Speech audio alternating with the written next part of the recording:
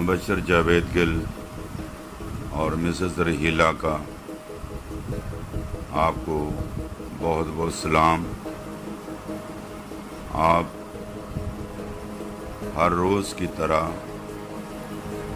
آج کے کلام کے وسیلہ سے بھی بہت برکت پانے والے ہیں، اور برکت وہی پاتے ہیں جو توجہ سے، کنسنٹریشن کے ساتھ، لگن کے ساتھ، بھوک اور پیاس کے ساتھ خدا کے کلام کو سنتے ہیں۔ کچھ لوگ تو دیکھ کر ہی آگے بڑھ جاتے ہیں، وہ اتنے مصروف ہوتے ہیں کہ ان کے پاس سننے کے لیے وقت نہیں ہوتا۔ تو آج کا ہمارا مضمون ہے پرستش سے فتح تک، کہ ہم فتح تک کیسے پہنچ سکتے ہیں اور اس کی بیک گراؤنڈ کیا ہے۔ یہ حوالہ میں نے لکھا ہے دوسرا تواریخ، سیکنڈ کرونیکل، دوسرا تواریخ 20 باب ہے، اور یہ تقریباً جو ہے آپ اس کو پورے کو پڑھ جائیں اگر ٹائم ملے تو آپ کو، اور آپ کو بہت برکت ملے گی۔ یہاں پر ایک جنگ کا منظر پایا جاتا ہے۔ اس کے بنی امون اور بنی مواب، یہ دونوں نے مل کر یوسفت سے لڑنے کو چڑھائی کی۔ تب چند لوگوں نے آ کر یوسفت کو خبر دی کہ دریا کے پار ارام کی طرف سے ایک بڑا انبو تیرے مقابلہ کو آ رہا، اور دیکھ وہ حساسون تمر میں ہیں جو عین جدی ہے۔ یوسفت ڈر کر دل سے خداوند کا طالب ہوا اور سارے یہودا میں روزہ کی منادی کرائی۔ بنی یہودا خداوند سے مدد مانگنے کو اکٹھے ہوئے، بلکہ یہودا کے سب شہروں میں خداوند سے مدد مانگنے کو آئے۔ یوسفت یہودا اور یروشلم کی جماعت کے درمیان خداوند کے گھر میں نئے صحن کے آگے کھڑے ہوئے، اور اس کے بعد یوسفت اقرار کرتا ہے کہ اے خداوند خدا، ہمیں معلوم نہیں ہے ہم ان کے ساتھ کیا کریں، ہم ان کا مقابلہ نہیں کر سکتے، اور ہم اپنی مصیبت میں تو سے فریاد کریں گے اور تو سنے گا اور بچا لے گا۔ اور اس کے بعد لکھا ہے دیکھ وہ ہم کو کیسا بدلہ دیتے ہیں کہ ہم کو تیری میراث سے جس کا تو نے ہم کو مالک بنایا ہے نکالنے کو آ رہے ہیں۔ آئے ہمارے خدا، کیا تو ان کی عدالت نہیں کرے گا؟ ان کے بڑے انبوہ کے مقابلے جو ہم پر چڑھا آتا ہے، ہم کچھ طاقت نہیں رکھتے۔ اور یوسفت نے صاف اقرار کیا کہ ان کے مقابلے میں ہم بہت کم ہیں، ہمارے پاس عسکری طاقت اتنی نہیں ہے، اور نہ ہم جانتے ہیں کہ کیا کریں، بلکہ ہماری آنکھیں تجھ پر لگی ہیں۔ اور سارا یہودا اپنے بچوں، بیویوں، لڑکوں سمیت خداوند کے حضور کھڑا رہا۔ تو لہذا یوسفت نے کیا کیا؟ ان سارے حالات پر سب سے پہلے ہم دیکھتے ہیں کہ یوسفت کی دعا کا ہمیں ذکر ملتا ہے۔ نمبر 2، وہ خدا کا طالب ہوا۔ اس نے نمبر 3 روزہ کی منادی کرائی۔ اس نے نمبر 4 خود اور قوم کو خدا پر ایمان رکھنے کے لیے تیار کیا۔ نمبر 5 اس نے اقرار کیا کہ we are nothing against this big army, اور تو ہماری مددگار ہے۔ نمبر 5 اس نے خداوند سے مدد مانگی۔ اس نے اپنی فوجی طاقت پر کوئی اختیار یا فوجی طاقت پر بھروسہ نہیں کیا۔ اس نے خداوند سے مدد مانگی کہ ہم اس بڑے انبوہ کے مقابلے میں کچھ بھی نہیں کر سکتے۔ نمبر 6 انہوں نے خدا کی پرستش کی۔ تو یہ مضمون ہے پرستش سے فتح تک۔ اور پھر نمبر 7، جب انہوں نے یہ کیا تو خداوند خدا نے ان کو وہ فتح بخشی جو تاریخ کا حصہ بن گئی، جو آج بھی ہم کئی سو سال بعد ہم پڑھ رہے ہیں۔ ہیلیلویہ، خداوند کا شکر اور اس کی تعریف اور اس کی تمجید ہو۔ اور اب ہم یہ دیکھتے ہیں 21ویں آیت کو، یہاں پر یہ لکھا ہے، اور جب اس نے قوم سے مشورہ کر لیا تو ان لوگوں کو مقرر کیا جو لشکر کے آگے آگے چلتے ہوئے خداوند کے لیے گائیں اور حسن تقدس کے ساتھ اس کی حمد کریں اور کہیں کہ خداوند کی شکر گزاری کرو، کیونکہ اس کی حمد ابد تک، رحمت ابد تک ہے۔ ہاللیلویہ۔ جب وہ گانے اور حمد کرنے لگے تو خداوند نے بنی مون اور مواب کو کوئی شیر کے باشندوں پر جو یہودا پر چڑھے آ رہے تھے، یہ کمین والوں کو بٹھا دیا، وہ مارے گئے، کیونکہ بنی مون اور مواب کوئی شیر کے باشندوں کے مقابلہ میں کھڑے ہو گئے کہ ان کو بالکل تحقیق اور ہلاک کریں۔ جب وہ شہر کے باشندوں کا خاتمہ کر چکے تو آپس میں ایک دوسرے کو ہلاک کرنے لگے، یعنی آپس میں ہی خدا نے ان کو ایسا بتایا، ایسا کر جیسے کہ ہماری باڈی میں ایک آٹومیون ڈیزیز ہوتی ہے، جو ہمارے باڈی کے سیل ہوتے ہیں ڈیفینسو سیل، وہ باڈی ان کو جو ہے فوراً باڈی سمجھ کر اپنے ہی خلاف جنگ لڑنا شروع کر دیتی ہے، ہم اس کو آٹومیون ڈیزیزز کہتے ہیں۔ اور اسی طرح یہاں پر بھی ایک آٹومیون ڈیزیز ہے، یہ اپنے ہی لوگوں کو یہ دشمن سمجھنے لگے اور ان کو انہوں نے مار دیا۔ وہ صرف خدا کی پرستش کرتے رہے، انہوں نے اور کچھ نہیں کیا۔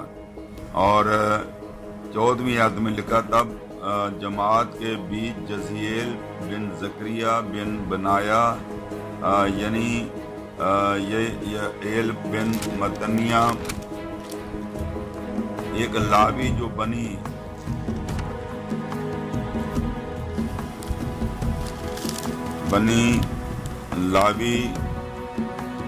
بنی آصف میں سے تھا، خداوند کی روح نازل ہوئی اور وہ کہنے لگا، اے تمام یہودا اور یروشلم کے باشندوں، اے بادشاہ یوسف، تم سب سنو، خداوند تم کو یوں فرماتا کہ تم اس بڑے امبو کی وجہ سے تو نہ ڈرو نہ گھبراؤ، کیونکہ یہ جنگ تمہاری نہیں بلکہ خدا کی ہے۔ تم کل ان کا سامنا کرنے کو جانا، دیکھ وہ سیسس کی چڑھائی سے آ رہے ہیں، دشت یرویل کے سامنے وادی کے سرے پر تم کو ملیں گے، تم کو اس جگہ میں لڑنا نہیں پڑے گا۔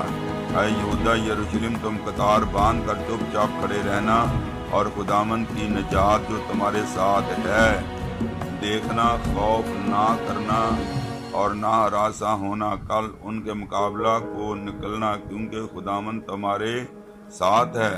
اور یوسف سرنگو ہو کر زمین تک جھکا، اور تمام یہودا اور یروشلم کے رہنے والوں نے بھی خداوند کے آگے گر کر سجدہ کیا۔ تو میں اکثر پرستش کی ڈیفینیشن یہ کرتا ہوں کہ لٹرلی ہمارا ماتھا جو ہے وہ زمین پر ٹکا ہو اور خدا کے سامنے ہم پرستش کریں۔ پرستش کا پہلا ذکر ہمیں پیدائش 22 باب اس کی 5ویں آیت میں ملے گا، جب ابراہیم 3 نوکروں کو کہتا کہ میں اور یہ لڑکا جاتے ہیں، خدا کو سجدہ کر کے واپس آتے ہیں۔ تو لہذا جب انہوں نے اپنا حصہ پورا کر لیا تو اس کے بعد ہم یہ دیکھتے ہیں کہ وہ اپنے آپ ہی کو ختم کرنے لگے۔ فتح مندی سے پہلے امن اور تعریف ہوتی ہے، اور وہ 5 پوائنٹ جو میں نے بتائے ہیں، اس کی مثال آپ دوسرا تواریخ 20 باب میں دیکھ سکتے ہیں، جو میں نے آپ کے سامنے رکھا۔ یہاں لکھا کہ بہت سی فوجوں نے اسرائیل پر چڑھائی کی، اسرائیل کو یہ سمجھ نہیں آتی تھی کہ کیا کریں۔ انہوں نے روزہ رکھا، اس وقت تک دعا کی جب تک خداوند نے ان سے کلام نہ کیا، جب تک ایک نبی کو روح سے نہ بھر دیا۔ آج ہماری کلیسیوں میں نبیوں کی کمی ہے، اور مبشروں کی کمی ہے اور رسولوں کی کمی ہے. پاسٹر تو ہیں لیکن وہ بھی مسح سے خالی ہیں. اور خداوند خدا چاہتا ہے کہ ہم اپنے خادموں کے لیے دعا کریں کہ خداوند خدا ان کو نبوت کی روح عطا کرے اور مبشروں کے لیے، نبیوں کے لیے، رسولوں کے لیے چرچ کے دروازے کھول دیں اور پھر بند ڈیم کھل جائیں گے اور کلیسیوں میں روح القدس کا دریا بہنے لگے گا. ہالےلویا. جب پاسبان اپنے چرچز کو ایمانداروں کے لیے کھول دیں گے. کیا آپ جانتے ہیں کہ اس کلام کے جواب میں انہوں نے کیا کیا؟ انہوں نے حمد اور تعریف کی کے لیے ایک کوائر تشکیل دی، پرستش کرنے والے مقرر کیے، فوج کے آگے آگے چلے. اور کلام ہمیں بتاتا ہے کہ جب اس کوائر نے پرستش شروع کی تو خدا نے بنی امون اور بنی مواب اور کوہ شعیر کے باشندوں پر جو یہودا پر چڑھے آ رہے تھے زمین والوں کو بٹھایا اور جنگ زوروں پر لڑی گئی اور وہ ان کے ساتھ مارے گئے.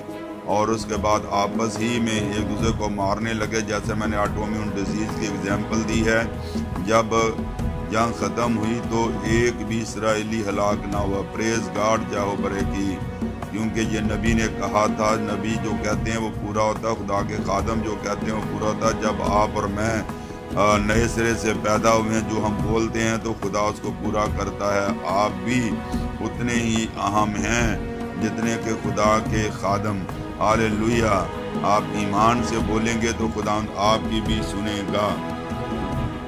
ان کا کوئی دشمن بھاگ نہ سکا. اور اس سے بڑھ کر جب یوسف اور اس کے لوگ وہاں آئے تو انہیں کثرت سے دولت، کپڑے، قیمتی پتھر، مویشی ملے.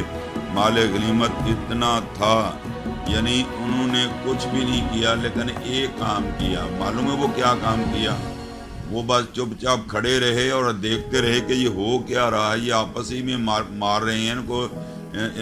ان کے دماغ میں خلل پیدا ہو گیا ہے، یا ان کو سائیکالوجیکل سائیکیٹرک پرابلم ہوگی. ان کو کچھ نظر نہیں آ رہا، یہ اندھے ہو گئے ہیں. یہ اپنے ہی لوگوں کو یہودا کے لوگ سمجھ بیٹھے ہیں اور آپس ہی میں ایک دوسرے کو مار رہے ہیں. یہ بڑی حیرانگی کی بات ہے. یہ کتنا زبردست موضوع کس بات سے وجود میں آیا، اس کے پیچھے ریزن کیا تھی؟ انہوں نے پرستش کی. پرستش کا مطلب ہے کہ ہم خدا کی وڈیائی کریں اور جس میں ہم نے کچھ مانگنا نہیں، اس کے حسن تقدس کے مطابق، خدا ہونے کے مطابق اس کے ناموں کی گردان کرنی ہے. اور پھر خداوند زمین پر ہمارے لیے لڑائی کے لیے ہماری جنگ خود وہ لڑتا ہے. ہمیں جنگ لڑنے کی ضرورت نہیں ہے. جنگ جنہ دی لڑدا یہوہ، وہ جنگ کدی نہیں ہار دے. ہالےلویا. پریز گاڈ جاؤ برے کی. آپ اپنی جنگ کو خداوند کے ہاتھوں میں دے دیں.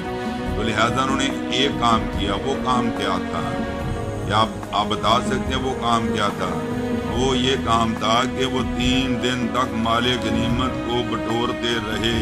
اتنا ان کو سامان ملا، ہیرے جواہرات اور مویشی، قیمتی پتھر اور دولت، قیمتی کپڑے، یہ ساری چیزیں 3 دن تک وہ سمیٹتے رہے. ہالےلویا. پریز گاڈ جاہو برے کی. تو لہذا یہ ہے فتح، یعنی پرستش سے فتح تک. یہ سب کچھ کیسے ہوا؟ یہ سب کچھ حمد و ثنا سے ہوا. کیا آج آپ اس قسم کی فتح چاہتے ہیں تو پھر کھڑے ہو کر بلند آواز سے پکاریں اور خداوند کے جلال کو مانگے، کیونکہ آپ بھی ویسے ہی